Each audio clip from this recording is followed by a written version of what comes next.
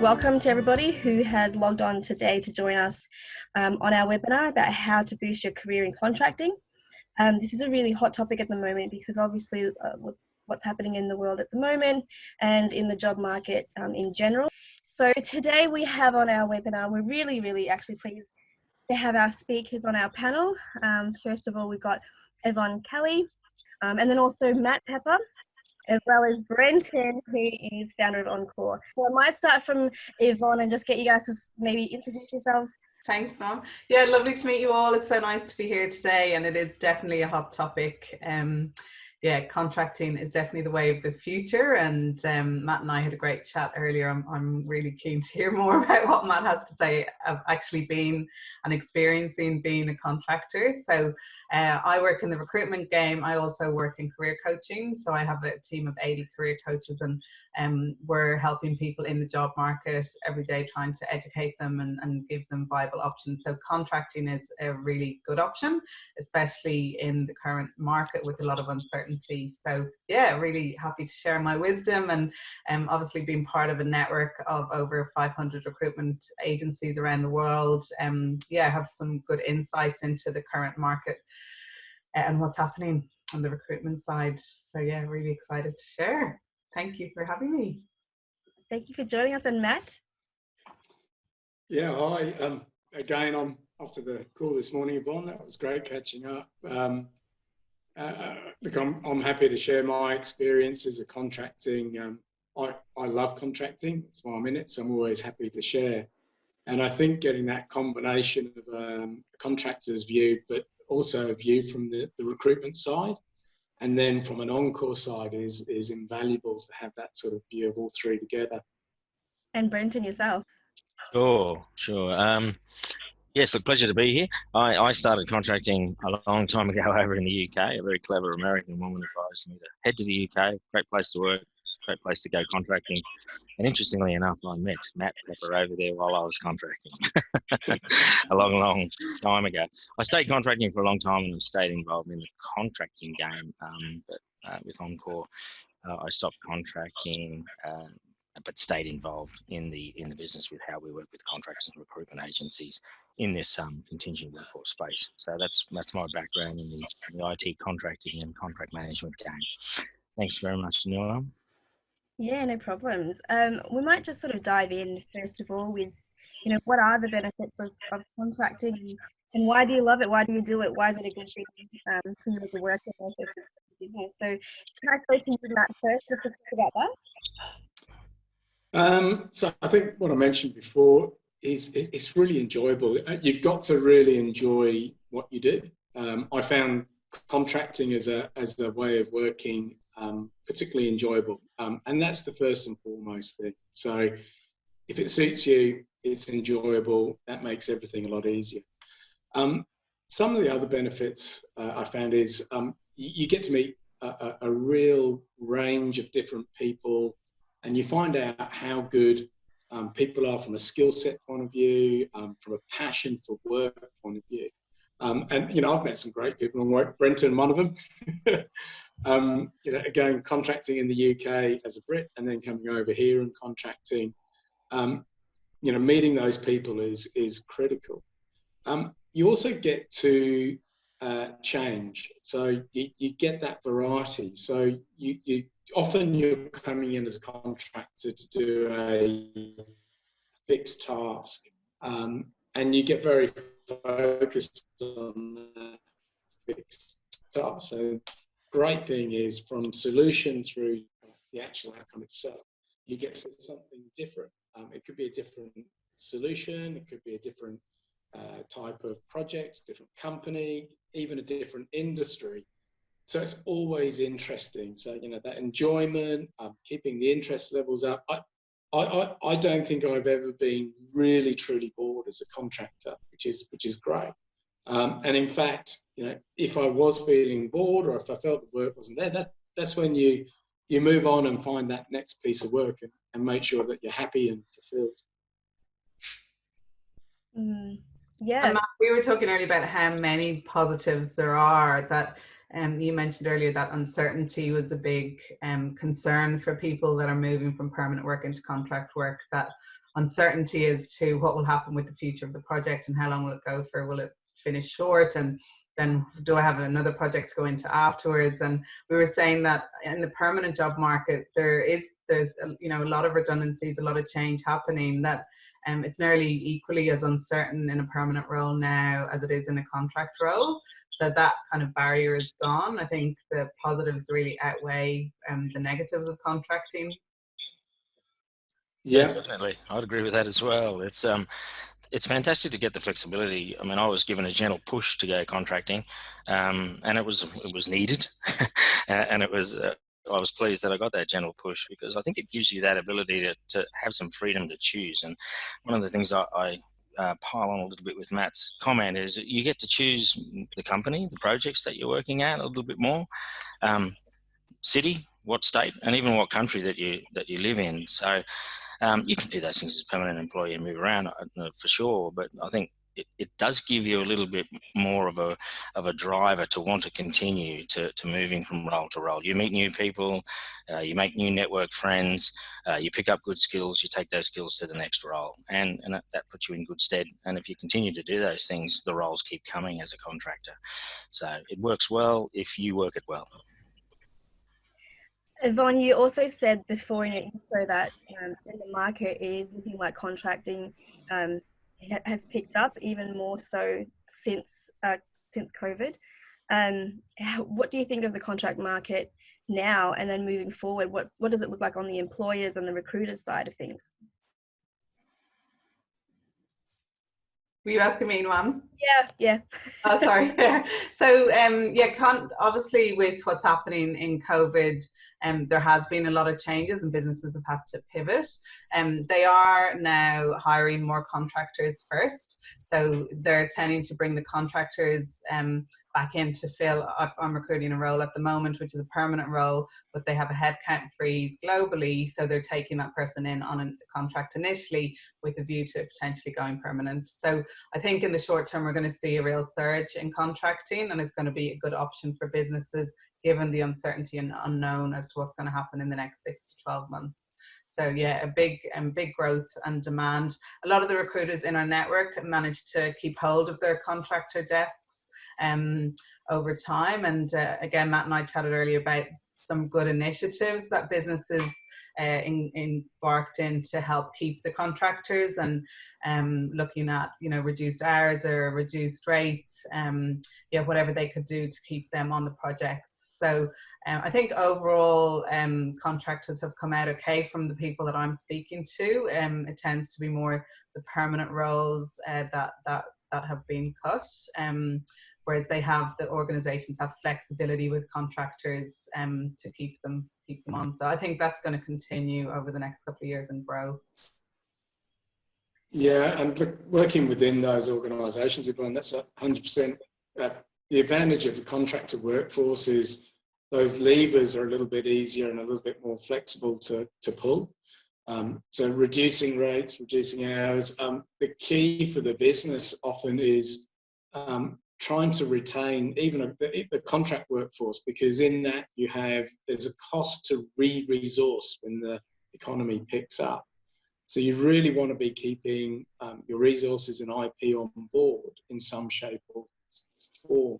And I think that's probably a maturity that we've seen from a lot of companies in response to that economic crisis, is instead of just ditching all their labour workforce, is to really try and flex and understand how they keep their key asset, which is their people, whether they're contracts or permanent, in place. The advantage of contracting is there's a bit of flexibility. And I think when it comes to security, I mentioned that one. My favourite saying is, whether you're a contractor or a permanent, you're generally no more than 4 weeks away from losing your job, because you can lose your job as a permanent. And there are some protections around that, and you might get some payouts, but it's swings and roundabouts. So the idea is, from a security point of view, you can always lose your job. It's just how you manage that. contract, whether it's a permanent or a what we call a contract. Yeah, great. Yeah, I definitely agree with that. Yeah, and I think that you know, COVID and during this time, it has opened up other opportunities. So businesses have realized that they've got gaps, and there was areas of the business that just weren't prepared for these changes. So I think, as you said, there's been flexibility that contractors could be, you know, changed onto some of those other focus that the business needed to jump onto really quickly.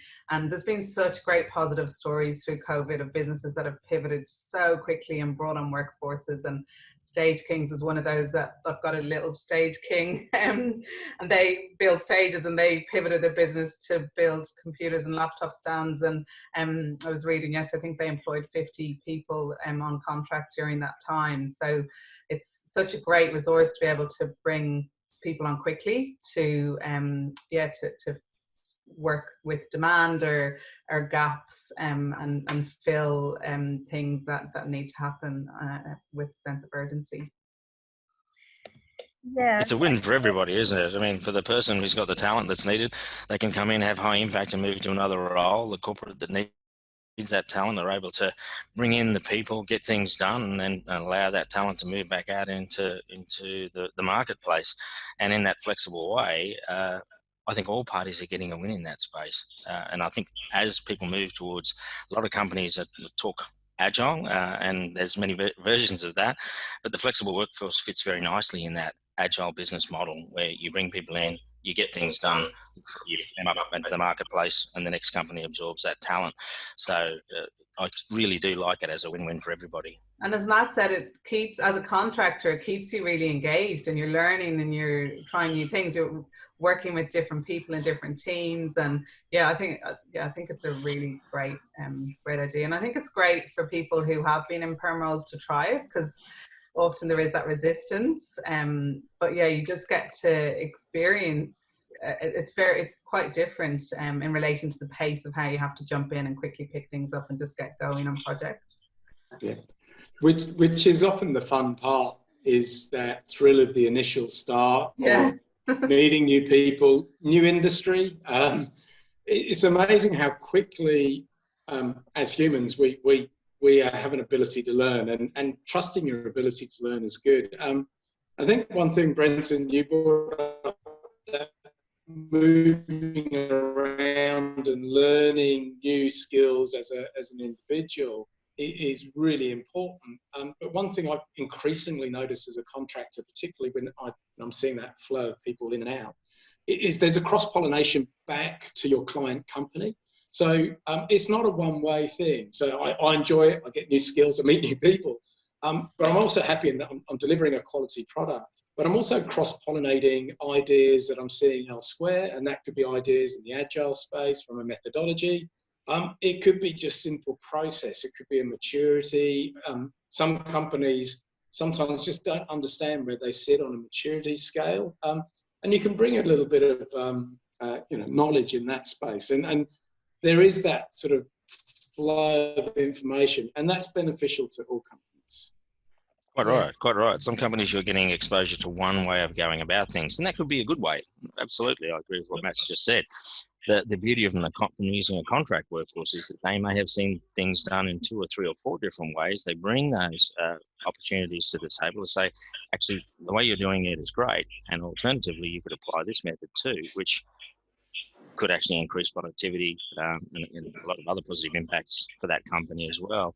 So the companies, when the individuals get to pick up new things, I've always felt that the benefit of the contracting was bringing something to add value to the corporate and walking away to the next corporate having learned something where I've been. So yeah, because often in permanent roles we hear from candidates that they don't have the opportunity to innovate. They, if they're in a kind of more longer term role and it's not project based, it can be kind of a bit samey. So this gives them the opportunity to, as you said, absorb and learn from other team members, and then bring that to adapt it to different organizations, which is really exciting. Definitely. Yeah. I'll just jump in there really quickly and remind everyone that you can post a question in the chat, and we'll I'll go through that and and reason in the webinar for you. So just a reminder for you guys there. We've already had a couple of questions come through. If we just, and I'll get to that one in a second, just to move it into, you're now a contractor. How do you actually manage your actual contract role, when you're actually working in your new environment? So one of the questions that has come through is, how do you stay away? How do you stay away from office politics? There's any kind of issues with other workers at all, maybe a little bit of favoritism going on. How do you succeed in the workplace as a contractor? I might take that initially. It's interesting. One of the benefits of being a contractor is you don't have to get involved in the politics. In fact, in some ways, part of your reason for being there is to deliver something very specific, time boxed or money boxed, whatever it is, to that company. And quite often you're the person that cuts through the politics, because you don't have to be involved in that politics. You have to be aware of it. You have to manage your way through what's happening around you. But you don't have to become a player within the political game. You just need to be able to navigate your piece of work through the politics. And that's quite liberating, because you don't have the politics of progressing in a career. You don't have the long-term politics that people often bring that go back many years for long-term sort of permanent employees. And it's very liberating. You do have to be aware of it. You do need to know how politics work, but you don't have to become an active participant and take a side. And it sounds odd. You're a little bit of a mercenary. You're being paid to sit above that politics and make sure you are getting the best outcome for the company that's employing you. And that's in some ways a key difference with a contractor, is because you're very limited in the time you have there, and because you're very much judged on what you do for that short time span, you really have to make sure you're doing the right thing for the company. So in some ways you are being paid to put yourself above the politics and do the right thing. And that brings a different level of difficulties.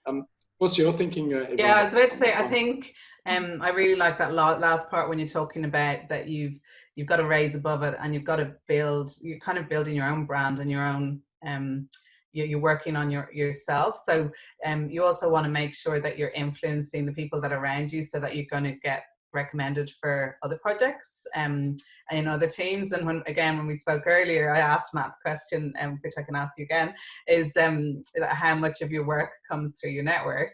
And all of it now.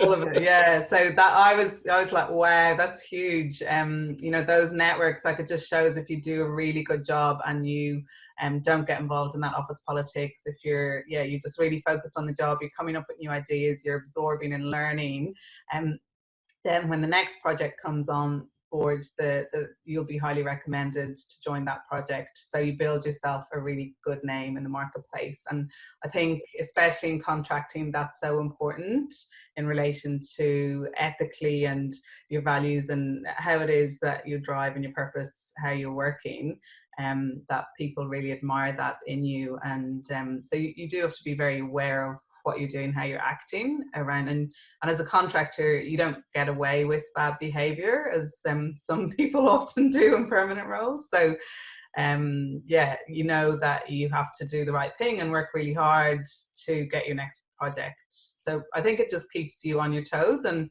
it means that you're constantly self-developing and looking at where the gaps are and what new technology you can learn, or seeking out projects that will continually build your skill set, which often doesn't happen in permanent roles, that people kind of just fall into a perm role and they often just kind of go along with the flow, and they get 10 years passes and they're still there and they haven't really challenged themselves. So I think as a contractor, you do have to constantly challenge yourself, just because of the nature of what you're doing.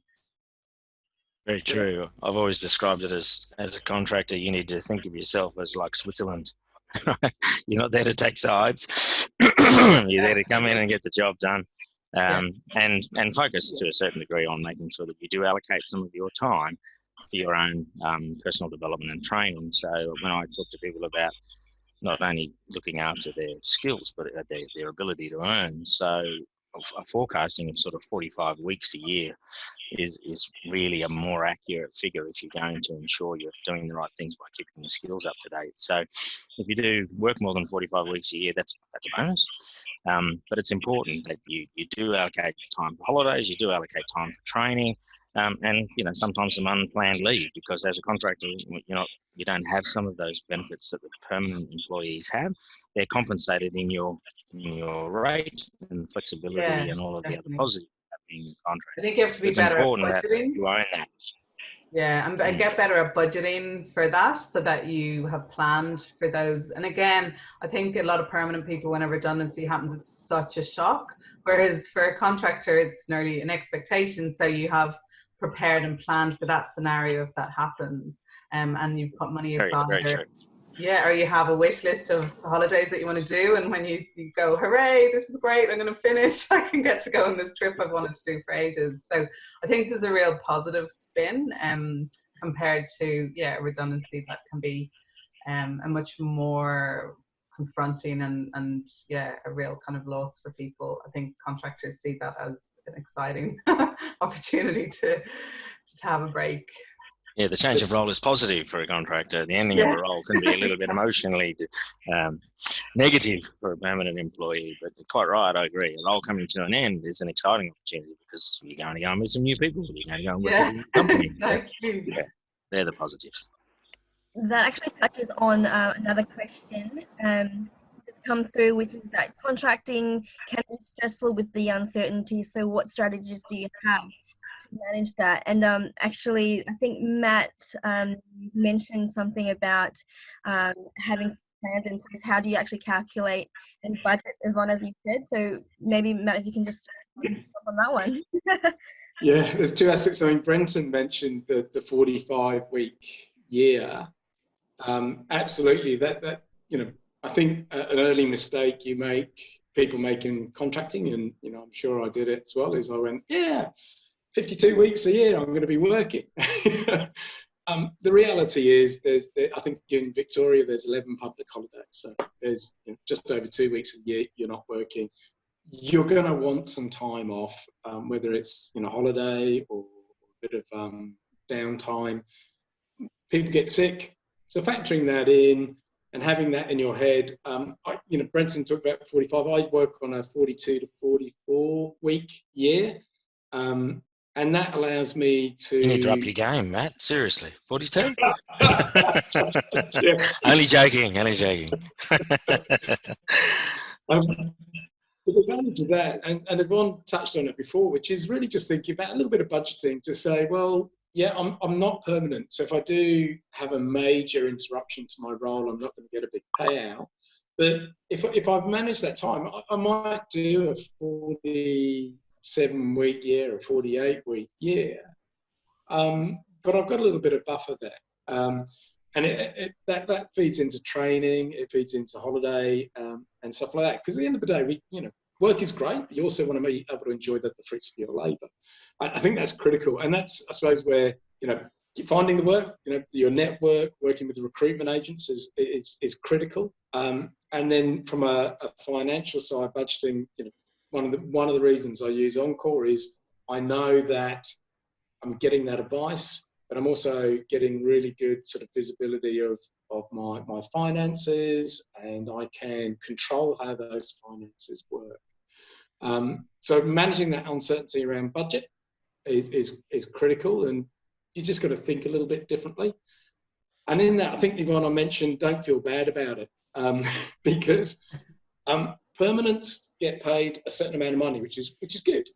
But what you don't see is there's quite a substantial overhead to the company to cover that. So they've got to cover liability of sick leave, liability of holiday leave, superannuation, payroll, PIPL. There's a lot of costs that go with a permanent salary that you don't see as a permanent person. As a contractor, you've really got to be able to cover those costs to a certain degree. So that sort of 44-week year, just to make sure that I've covered my liabilities around that, and I don't get unstuck. So I still have a good rate, I still have a good time working, and I've factored in a bit of security in there as well. Does that make sense? Yeah, that's good. I'd add into that the best way to protect yourself, especially in the early parts of going contracting, is align to good quality agents and agencies. It's a sort of a self-fulfilling prophecy if you align with good recruitment agencies helping you find roles, because good recruitment agencies work with good corporations. Then you're going to get roles through a good professional agency at a corporation that is going to be out of standard that you would want to be able to take with you on your resume to the next role. So working with the right parties is a really key way to ensure that you have continuity of work. And sure, I think it's a great idea. You know, the contract comes to an end, jump on that holiday and head away. But if you're working with quality agencies, you can also say, look, I'm finishing up. I'm going to take 2 weeks off. Can you look for roles for me starting in this period? And you'll find if you've got some really good quality agents that you work with, you'll have the continuity in a very well-managed way. By having that continuity, then your finances are well managed too. And I think it happens if you do those things. Sorry, Yvonne? I said the agencies love it too, because it makes their job easier, because they know they've got a really trustworthy contractor who does an amazing job, and they've got great feedback. So there's not the risk on their part that and they also know, as you said, they know their clients really well, so they can genuinely say that this is going to be good development for your career as a contractor, but obviously a really benefit to the company as well. So I totally agree. I think choose the agencies that have work in your niche, and I think that's another thing, is to kind of really understand what your value proposition is and what your area of expertise, like what you can offer, and seek out the recruiters that place contractors in those areas, and just continue that relationship as you do with the rest of your network. And communicate regularly with your agencies.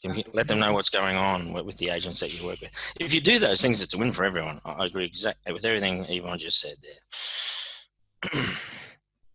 I think we talked earlier, Yvonne, that relationship with the agency is gold, because I end up, as a hirer in my role as well, I have to hire contractors. The good agencies will pass 3 resumes of people they either know or they've been able to do really good, solid checks on. And I've got the hard choice of interviewing which 2 of the 3 I have to interview. That's what you want, and that's the sort of agency you want a relationship, not with the one, from my point of view, that sends me 50 resumes of people they don't know. And I think Brent and Yvonne, that absolute key is build that relationship. I'm still seeing agents that I dealt with 20 years ago when I moved to Australia. I'm still meeting with them, dealing with them. They're good fun as well. Yeah, and I think, Brendan, you're right. Like, keep in touch with them regularly. The more front of mind you are in their mind, when another role comes up, you'll just jump into their head, and you'll be the person that they reach out to. So think about from their perspective. Like, I think as a contractor, you've got to think about it from the recruiter's perspective, but also the hiring manager's perspective, as to how you interact.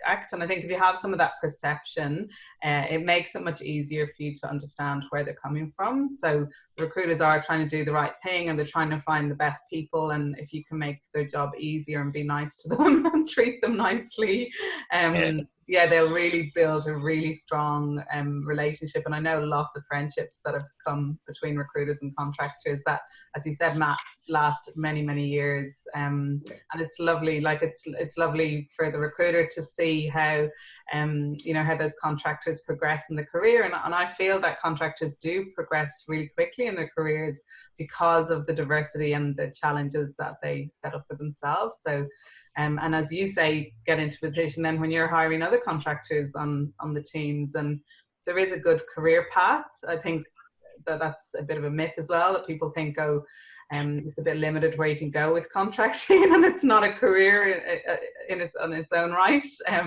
But I think the world's definitely changed, and it's a very fulfilling and rewarding career that you can have. So quite right, Yvonne. At Oncore, we work with our contract customer base from senior CTO, program manager roles through to sort of younger software developers, right through the full gamut. You can have a career path as a career contractor. It doesn't mean you stay doing one job. That's a really good point that you make there, that by being a contractor doesn't mean you've been pigeonholed. It's up to you to continue to grow, and you do on projects. You turn up, you might be a member of a team, then you might be a team lead, then you might be a project manager, then you might be a program manager, etc., and so forth. Every role that you see that's advertised for permanence, there are contractors doing those roles as well. So there's no limits to you by being a contractor. And I think then once you prove yourself, you can, there's opportunities for part-time, and you can have a side hustle, or you can, do volunteer work in the other days, or do really kind of follow your passions too. So I think it gives a lot of flexibility to design your life the way you want it around your work. And I'm so for that. Yeah. I've got a question here, guys, for around that. So you've answered half of it, but the other part is, do I look at multiple recruitment agencies, or is Seek and LinkedIn the alternative way? I think there's two questions about that. So with LinkedIn, is this... Yeah, so I can definitely answer that. So as recruiters, if we get a role in and we don't have to advertise it, that's preferable for us. So it's much easier if we get a role in and a contractor that's amazing comes to mind, or we have 2 or 3 already in mind. So a lot of the roles that we fill, we actually don't advertise. So Seek and some of the roles that are advertised on the job boards are kind of after that process. If I can't find somebody, then I'll pop an ad on. That's not the same for every recruiter, but I think more and more that is changing, that recruiters are working within the networks and pools of contractors that they have initially to source the talent. So if you're not in that talent pool and you're not accessible to that recruiter, chances are you're going to miss out on those opportunities because they may not be widely broadcast. LinkedIn's a bit different, because I think having a profile on LinkedIn is great. Matt had an alternative view to that, which I was really interested to hear earlier, because Matt said that he was actually bombarded with too many offers when he was on LinkedIn. So that's a nice position to be in, Matt. I'm not sure everyone gets to that position, but that's exactly where you want to be. You want to have contracts coming left, right, and center, because you're really good and you've got an amazing name in the marketplace, and you're well sought after. So I think as a contractor, that's what you want to aim for, and yeah, aspire to be the Matts of the contracting world. Yeah. Oh, Matt, you're on mute. On mute, Matt. Rookie mistake.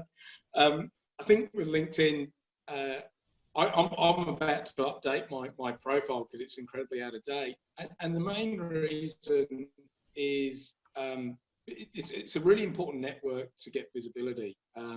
So I got bombarded at one point, and I just needed to hold back a bit because I wanted to focus on the roles I was doing. But just that network of people being able to stay in contact, particularly as we're seeing in our workplace, particularly the way we all work and the industries we're in. I'm working with people in Australia, UK, India, Sweden, America, Colombia, all over the shop. LinkedIn's a great way of keeping in contact, and also with the recruiters to keep a little bit of contact as well. Yeah, quick and easy way to do that. Absolutely. And opportunity, there's I call it luck, but if you don't put yourself out there, you won't realize the opportunity. So the lucky breaks come along, and it's all a sequence of sort of luck. You're right place, right time, but you can facilitate that and make sure that you're in a place to leverage on those opportunities. And LinkedIn is a really, really good way to do that, as is keeping the relationship with your recruiters that you trust and want to work with, relationships with Oncore. Keeping all those going just means that you're there ready to make the most of an opportunity that comes up. Yeah, definitely. And I think I think sharing content on LinkedIn, I just see this time and time again, even with stuff that I share, that even months later, people go, wow, I saw that. And you'd be surprised how many people are actually looking, and it comes up in their feed. And again, it's that being front of mind. You just pop it, you kind of go, oh, okay, that's what you're up to. And oh, Matt really is an expert. He knows about this area. I didn't really know that that was, you know, a technology that he's picked up, or a project that he was working on. So as recruiters, we do check the activity on LinkedIn in relation to, as a contractor or candidate, what you're posting and what comments you're making and what you're sharing. And we kind of want to see that you're being really kind of supportive, and that you're kind of putting things in a really kind of nice way, and you're sharing helpful information. So as recruiters, we do check that out on your LinkedIn profile. And sometimes if there's no activity and there's nothing there, yeah, it can raise some questions going, because it's harder then obviously for us to find out more about who you are. So I'm a huge believer in really putting yourself out there on LinkedIn, and there's so many positives that can come out of it, and view it from a point that you're helping others with the knowledge that you're sharing, not that you're trying to just self-promote. And if you switch that mindset to helping others, like if one person that reads it and learns something, or you can be helpful to them, that's a real bonus. So I think that overcomes a lot of barriers for people when they switch that mindset to say, oh, great, actually, this is something I find interesting, or this is something that's come up in the project, I'll share that. And even if you're not getting the comments or likes on it, you'd be really surprised at how many people actually see it. It's interesting as well with that, what you're doing, your skill sets, what you're sharing. When we talk about career path, we often think about career path in a progression of hierarchical roles. Quite often that higher hierarchical role is not where you really want to be. So you won't enjoy it, it's a nightmare.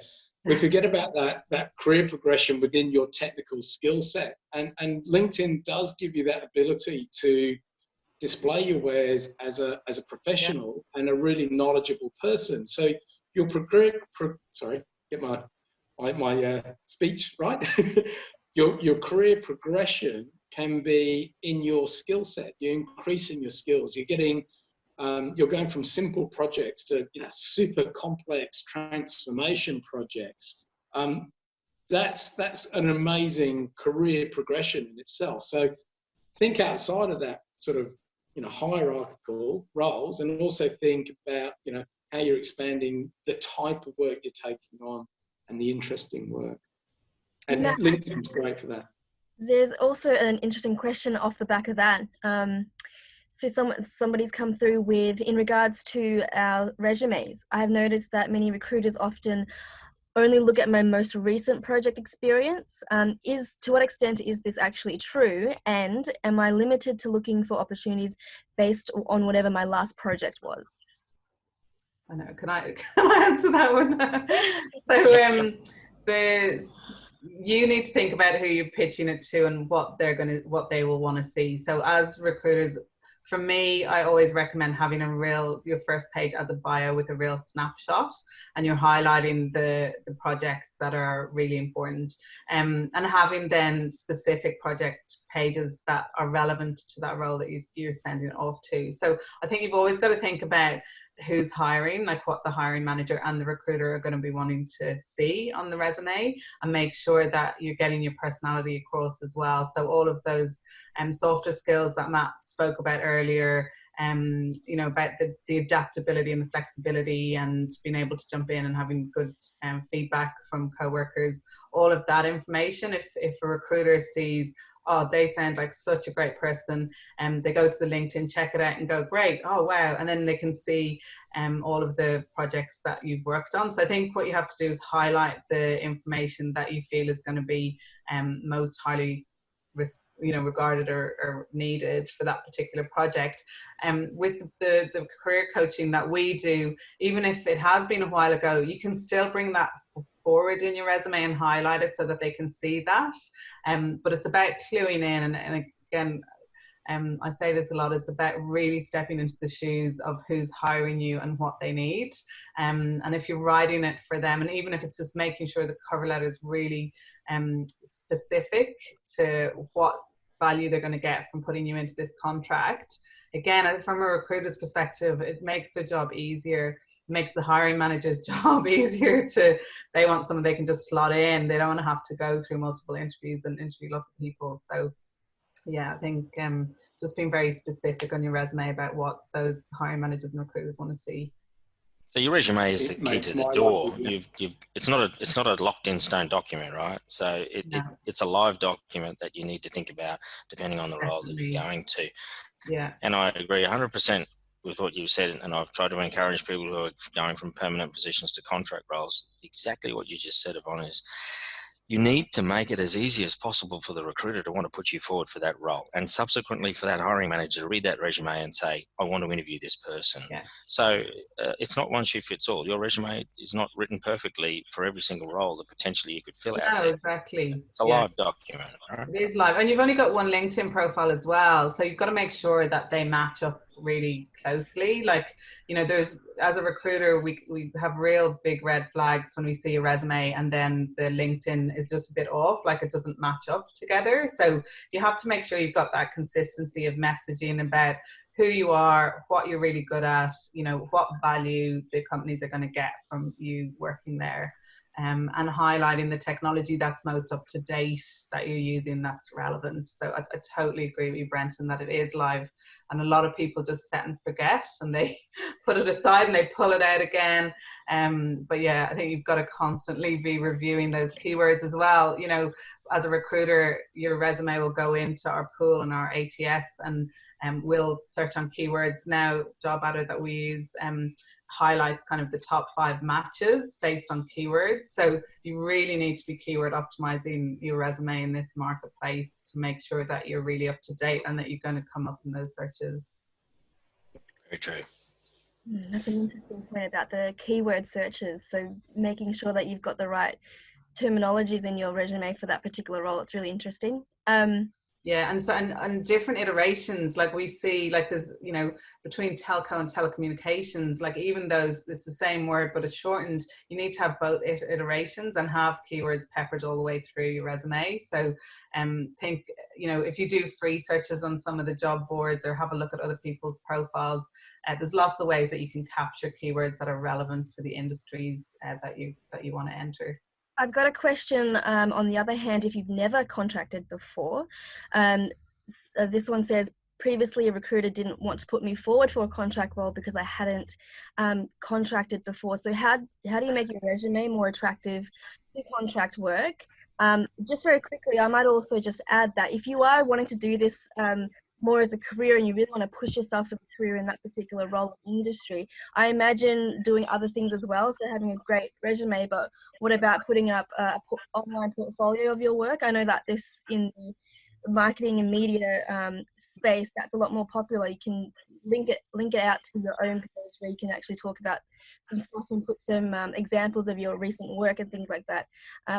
So yeah, I think the best advice is to someone like Matt, not that Matt, I want you to be bombarded, but actually reaching out on LinkedIn in a really nice and genuine way to people that are very successful at contracting and asking specific questions of them, and acknowledge that their time is very precious. So you want to be very targeted as to what advice you want to get from them, but even just looking at their LinkedIn profiles, seeing what they've been doing and how they structure it. So again, I don't think it matters if you've worked in perm and you're moving into the contracting market. If they see those skills and that adaptability that you've got, and if you're coming across in the right way, yeah, I think there's lots of opportunities to move from permanent. It's about presenting the information that they want to see, and you've got to be clued into what the recruiter and what the hiring manager in a contracting sense is going to want, and that comes through your research. And there's so many ways to research and network and absorb yourself. If that's the direction you want to go in, this, you know, joining this webinar is a great start to that. But there are so many ways that you can learn from people that are successful in contracting. Okay. And I think in that particular example, apply for another contract, talk to another recruiter. The nice thing about contracting is you're not looking to lock in a 10-year, 20-year role where you're really focused. there's a lot of roles out there, and there's a lot of contracts, and they're really interesting. So whichever one you end up getting, it will generally be a good. It'll be good for you. So don't get put off by one. Maybe an agent. It might have been their client who said they're not too sure. Try another contract. Try another agent. Couldn't agree more, man. Yeah, Couldn't agree more. One bad experience, that's a little bit of, unfortunately, life sometimes. The thing that I would add to it is, if you are going to your first contract, and I was encouraged to do this by a long-standing contractor, a lady I used to work for, was just be a little bit flexible on your rate. Just be a little bit flexible on your location. Be a little bit open-minded to getting that first role. Perhaps you live in Melbourne, and maybe there's a role going, in maybe one of the satellite towns. That's okay. Potentially you can take that role to get the first job happening. Maybe that's not something that you feel you could do, but it's definitely worthwhile on your first contract being open, being flexible location, being flexible rate-wise, because once you get one contract on your resume, you're a contractor.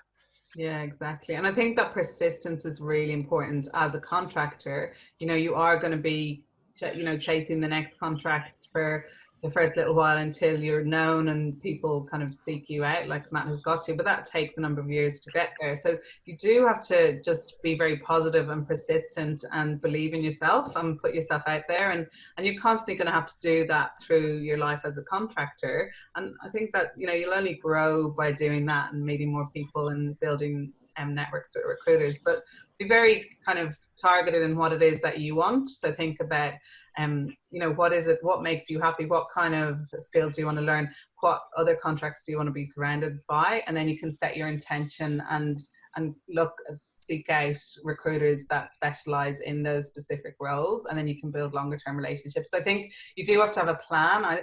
I think just saying I want to be a contractor and moving in, there's lots of research and planning that you can do on the lead up to that.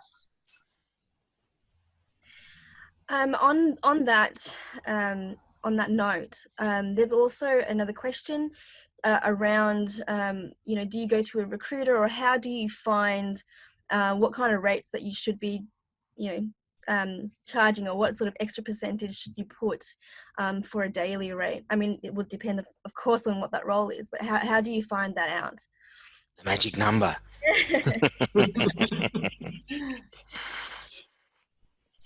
Anybody want to? Brenton, do you want to answer that one? No, that's fine. Look, I think you need to feel reasonably comfortable that you will make more money on your day rate than what you would be earning in your permanent role. So to pick a role, if you're a say a full stack developer and you're on, and I'm plucking numbers out of the sky, $100,000 permanent role, you will want to work back on those numbers that Matt and I talked a little bit about before, and an increase to cover those costs, and an increase on that again. So it's not going to be necessarily worth your while if you don't achieve that scenario, because there are going to be holidays when you're not getting paid, public holidays when you're not getting paid. So you will earn more in a day rate as a contractor. I just don't suggest you fall into the trap of multiplying that by 5 and by 52 that we all kind of did when we first went contracting, and then you don't make as much money as you think you're going to make. It's not a bad multiplier really to work on, 1.5 paired back to those 45 weeks. It's especially when people travel. We've been giving sort of some market research on that for contract rates versus permanent. The salary surveys online are actually pretty good, because they sometimes do go into contract, but if you can only find salary surveys on permanents, you can still work those numbers the way that I described. Take the holidays, take the public holidays, take the sick days, and a buffer, and you really be wanting to work your day rate back from there. It's market driven at the end of the day, but that's a reasonable way to calculate it. Have you worked on any different models to that, Matt or Yvonne? I start with what is a permanent rate, and I usually divide by 44 or 42, and that would be roughly my weekly, then by 5, just to make sure there's some kind of equity there. I think also the old adage, you're only worth what someone's prepared to pay for you. Say that, yeah. We're, as a recruiter, we're very yeah, we're very driven by the market, the budget that the company has to pay for that role. So and supply and demand, basic concepts like that. I think as a contractor, you've got to be aware of a bit of supply and demand. So when demand is high, rates tend to go up. Capital investment comes in peaks and troughs as well in different industries. So, one company will be heavily investing with the capital program for 5 years, and then for the next 2 years, they'll go very quiet. And that can happen across the economy as well. So keep times of the year, leading into the end of the financial year, beginning of the financial year, I want to start new projects, suddenly a surge of demand, really thinking that through. So it can be time-based, just circumstances.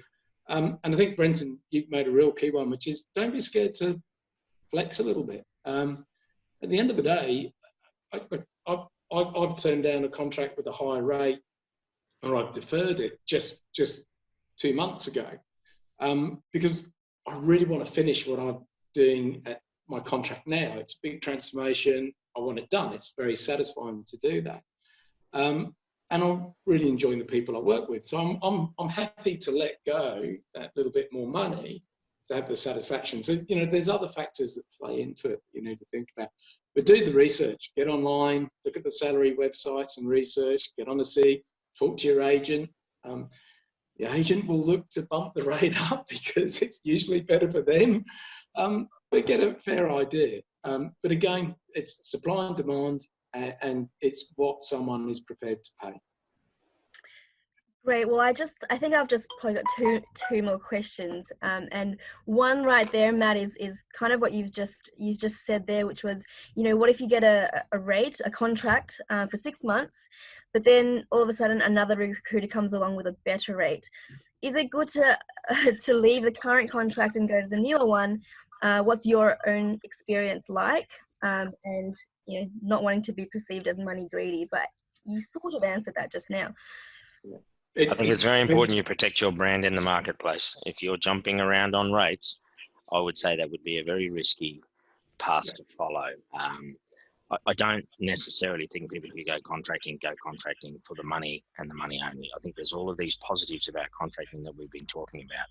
And Australia is we've got some sort of main hub centres. You'll be known in your marketplace for your level of professionalism, and jumping out of one contract to another for a few more dollars doesn't make a lot of sense to me with regards to your brand reputation. So recruiters don't like it either. No.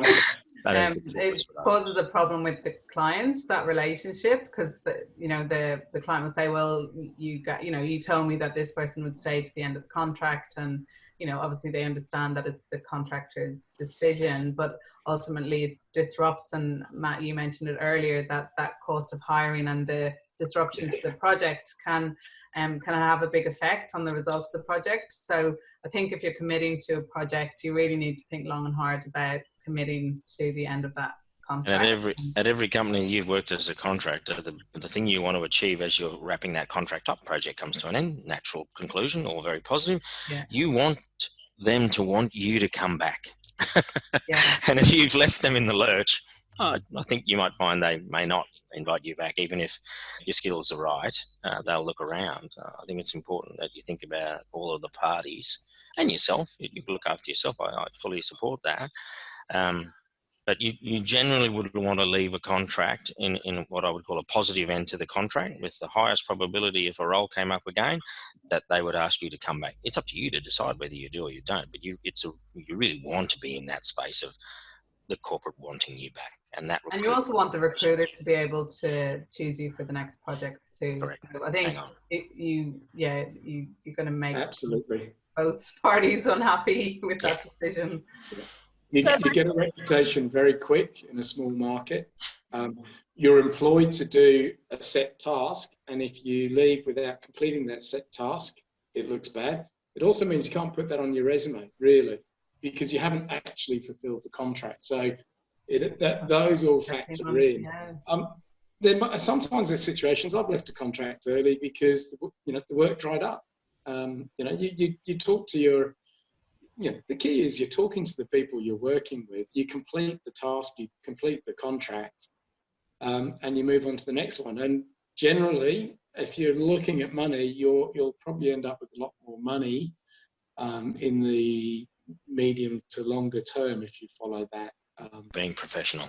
Yeah, Matt, I would think that you would have it. There's normally, in my experience with our contractors, there's normally a lead time that they have a real clear understanding as to when that contract end date is going to be, so they can plan to find the next one on the back of that. Like, you usually have a good amount of notice and time, unless something out of the ordinary happens and it disrupts the project timelines. Yeah, and That's right. That's all about that networking with your team and your management. Don't forget, you're all professionals. You understand where the contracts are going, and it's the beauty about. I think Brenton, you mentioned it earlier. That's almost the nice thing about a contractor. You don't get a shot out the blue redundancy. You know when your contract's ending, and generally you're always talking about what's happening next. So those that move on to somewhere else is usually fairly straightforward. It's not a shot out the blue. You can move to new contracts in new departments at the same company. Yeah, Absolutely. Exactly. So we've hit 1:30, guys. We've got so much great content and conversation, which we could go on for another half an hour, to be honest. But we have hit the time. So I just want to really thank everybody for dialing in. And if there's any questions that have come through that we didn't get to answer, we'd love to sort of go through and we'll email you guys back. As a follow-up email, so just look in your inboxes for that. But thank you once again, and thank you a million times to our panelists, Yvonne, Matt and Brenton, all of you for showing up and really sharing your experiences. It's been a really, really insightful session, so thank you very much. Pleasure. No worries. And I was just going to finish one last note on the fact that this week is Men's Health Week. So we just wanted to raise some awareness around that. We want to make sure that you're talking to one another and showing appreciation to all the men in our lives, all our fathers, our sons, brothers, and please, reach out for help. I don't know, Brenton, if you want to say a word to everybody about that, on top of the fact that we're also wearing blue today and tomorrow. Today, yeah. Yeah, look, there's a lot of pressure on people around the world at the moment, and men's health is important. We've been doing things at Oncore. We've got some promotion things on inside the business and outside, and around making sure that we look after our well-being. So thanks to everybody inside Oncore that's been organising and arranging those things. And if you're going back to work or heading to your next meeting, if you get the chance, see if we can take some action and support men's health. So appreciate that. Thanks, everyone. See you next time. Bye. Thank you. Thanks. Thanks, Bye-bye. Thanks everyone. Right. Thanks, everyone.